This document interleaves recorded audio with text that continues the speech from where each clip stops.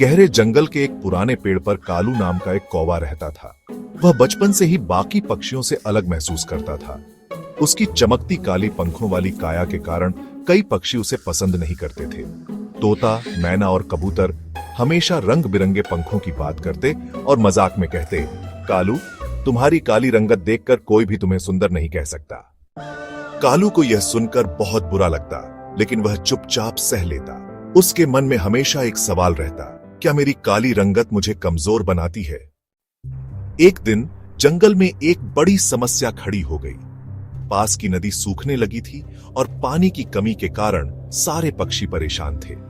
तोते और मैना ने कहा, हमें राजा गरुड़ से मदद मांगनी चाहिए। लेकिन राजा गरुड़ बहुत दूर पहाड़ों के पार रहते थे। वहां तक जाना आसान नहीं था। सारे पक्षी सोच में पड़ गए। कोई भी इतनी लंबी और कठिन यात्रा करने को तैयार नहीं था। तभी कालू आगे आया और बोला, मैं जाऊंगा। सब हंस पड़े। तुम अकेले वहां तक नहीं पहुंच सकते। लेकिन कालू ने मन बना लिया था। कालू ने बिना समय गंवाए उड़ान भरी। तेज धूप, ऊंची पहाड़ियां और खतरनाक शिकारी पक्षी सब कुछ उसके रास्ते में था, लेकिन उसने हार नहीं मानी। रास्ते में कई बार वह थक कर गिर पड़ा, लेकिन हर बार अपने पंखों को फैलाकर फिर से उड़ता। जब वह राजा गरुड़ तक पहुंचा तो उसकी हालत बहुत खराब थी।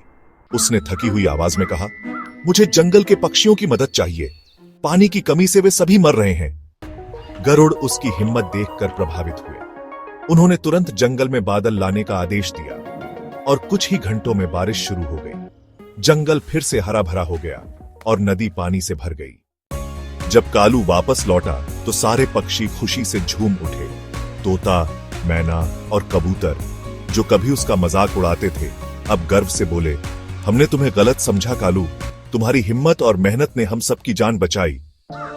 उस दिन से कोई भी उसके रंग पर हंसता नहीं था। जंगल के सभी पक्षी समझ गए थे कि खूबसूरती बाहरी रंगत से नहीं, बल्कि दिल की ताकत से होती है। कालू ने मुस्कुराकर आसमान की ओर देखा और अपने पंख फैलाए। अब वह जानता था, मेरी काली रंगत मेरी कमजोरी नहीं, बल्कि मेरी ताकत है।